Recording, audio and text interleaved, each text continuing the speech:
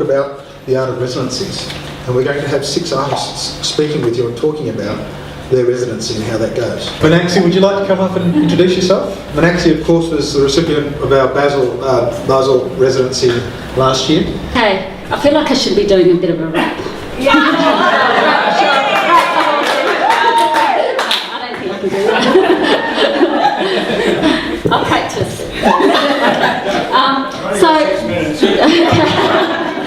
So look, I put this image up because I wanted to show kind of what I started off with, and one of the things that I had said I was really interested in, because I'd been through Basel before, was the shop window displays, which in Europe are absolutely amazing, and I'm really interested in that cross between art, design and consumerism. So this kind of image here, which was a shop window display, kind of captures that essence of what my experience was about, which was about travelling and about nature, which I'm not normally that in touch with, and about riding the bike, because I got really in touch with riding the bike. So that's just an intro, okay? And this is the studio. Sorry about the poor image, but I was in that. These are 2 studios up here, and I'm in the real back one in the corner there.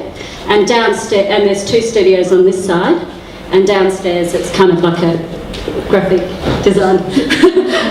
There's a graphic design business and a ceramicist down there.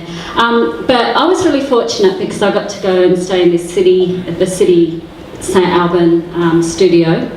And Rick was there, yeah? You were there, and some other people here. But they've got 2 other studios which are not actually right in the city.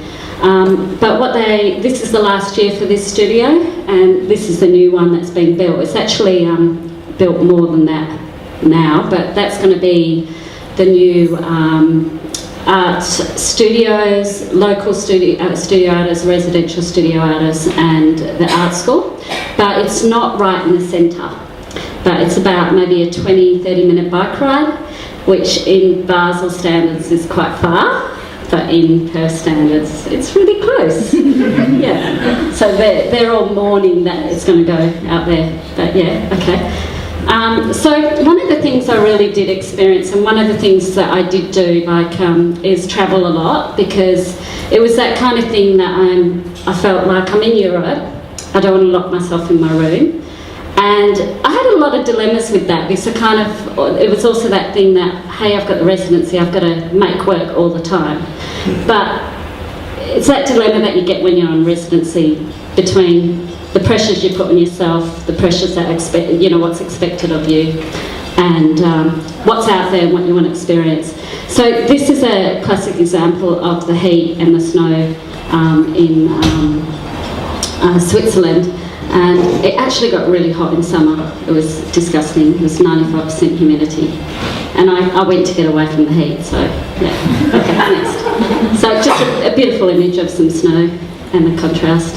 So I had lots of visitors because it was the Venice Biennale. So I had lots of people come and stay, and I met with Monique in Bern.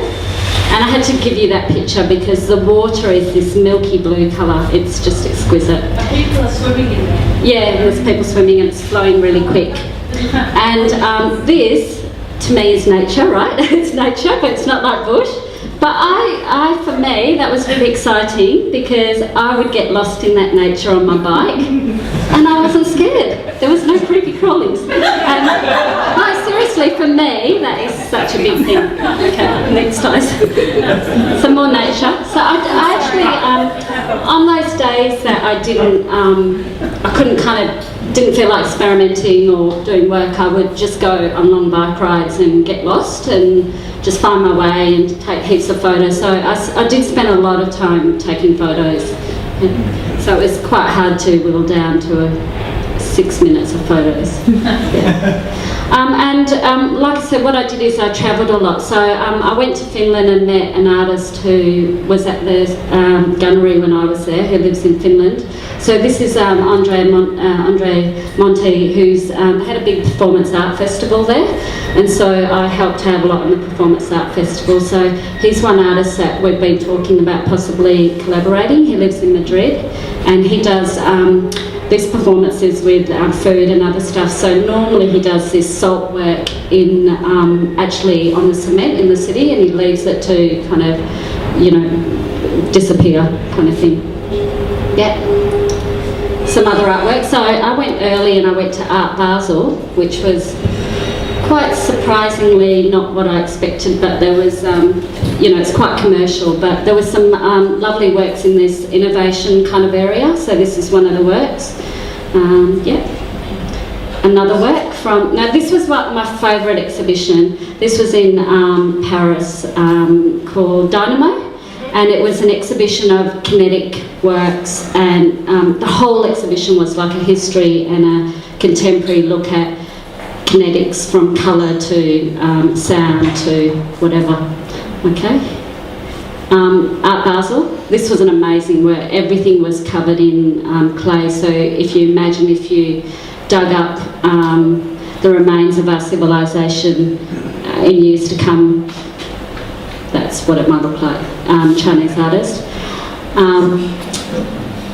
Reminds you of the work in Curtin. There's a John Curtin. Yeah. But all shadow work. This was amazing. So it was all these shadows moving around. That was also in Paris, I believe. Yeah. Is that George Pompey? Venice. Sarah Z, who I was really excited to see because she uses lots of different materials with installation and colour and pattern. Yeah. In the States. So I went to the States on the way back because my parents live there. So this is just copper, and it's just the illusion of colour because of the reflection. Yeah. Colour work. Next one. Yeah. This was my favourite place. Basel's known for how long ago? You've got 1 more minute. Okay, Basel's famous, well not Basel, but just on the border in Germany, there's this place called the Vitra Design Museum. They're the ones who make the little chairs, replica chairs, and that was my favourite place because they had some amazing design and artwork in there, yeah, out of the museums. And also had lots of dinner parties, so my role was to get people to come and have dinners because they were like, some people were really seriously working and I was like, come on, somebody's new's arrived, we've got to have a party. So I would put on all the parties. And that was the picture that was in my wall when I got in that studio, so that helped. That might have helped. Okay. And this is, I had to put it in because the food there, it was really expensive. So I was doing this comparison of food between Perth and Switzerland. But it had two of my favourite things there that were really cheap, which were berries and mushrooms. I did a mural with the school. So it was like 20 metres, so that's that, and it was meant to be more of a collaborative process, but it wasn't. But yeah, I did that, and I actually worked with another Aussie guy who was there, so that was good. Yeah. So just some experimenting. This was the work I did for the group exhibition. It was about it wasn't what I was expecting to do, it wasn't what I said I would do, but it was related to my experience with and connection with the internet and how the internet and social media plays a really big role when you're overseas. And the mapping's about that. Okay. That's the mapping. And these were some like little studies I did related to some of the sayings in the visual work. And this was another work I was working on. And this, I found this on the street on my first day. Free. So, I brought it back home crazily. Broke it in half. Yeah, but it was so good because that reminded me the whole time.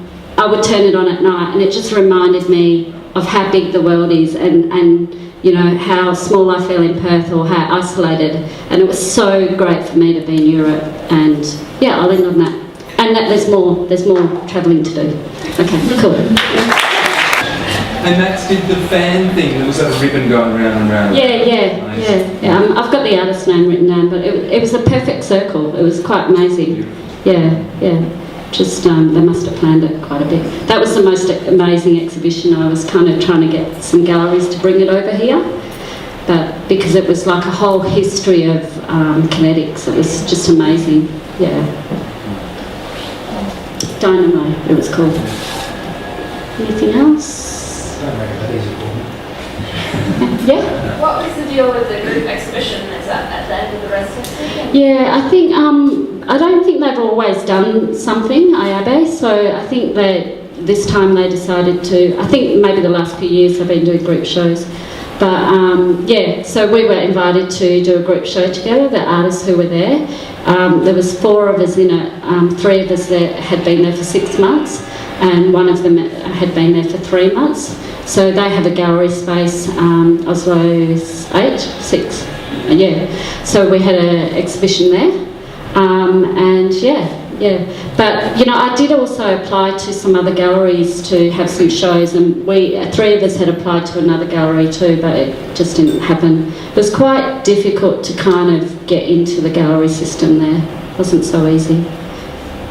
Any questions? Yeah. Did you find it hard to resource materials? Yeah, that's a good question, because one of the things over there is, you know how we have our bins to recycle, put our junk in and then it's picked up. Well, over there you kind of stack up your paper and you get your plastics and you take your plastics and you cycle to the shops or these depots where you actually put them in. And so I would sometimes go past the youth hostel and there was heaps of, you know, plastic bottles, and I was like, exciting. But I had this dilemma because I didn't want to collect a heap of stuff while I was there, because then you have to try and find a way of disposing of it. And so I didn't pick up that stuff. So part of the reason I did do the work that I did, which was paper-based, which is I wanted to do something more sculptural, but it's because I didn't really want to collect a whole heap of objects to then decide what to do with. Yeah, so it is kind of a thing. I don't know if other residency artists who are here who've been in residence that you kind of think about. I thought about is the collecting of objects and things. Yeah. Anything else? With the new studios they're building, is there going to be, like, what's that going to be like? Is there more, are they bigger, are there more? I don't know, because, is Paul here? No. Because the studios I think they're a little bit bigger, but they're quite differently designed. So I don't know if families can go or something, because I think he was going to go with his whole family, but they've kind of changed the rules a bit. But they're completely brand new, and the whole idea is that they're trying to build an art centre in a place that was kind of deserted. Conceptual art spaces together. Yeah. At the moment they're not all together. Yeah. Yeah. It's in Dreischwitz. Yeah. Was that right out of the centre of the... It's like a I think in Swiss standards it's like the other end of the world, but it's not. How far is it? You guys have been... It's about a 20-minute bike ride from the train station. Yeah, it's not far. But because everything's so compact there. But that's a tram. You can go on the tram. Yeah. But it's much more fun riding, because you can ride and then you can watch the people who are standing at the trams shivering, and you're thinking, I'm just riding. So it's good. Yeah. No, it's so fun riding there. Hey, Okay. Minaxi, Obi's close. Obi's close, yeah, which is the equivalent of Bunnings but cooler. Because it's bright orange and it's called Obi, and they use lots of fold-up rulers there. So I think I better stop. I'm starting to dribble.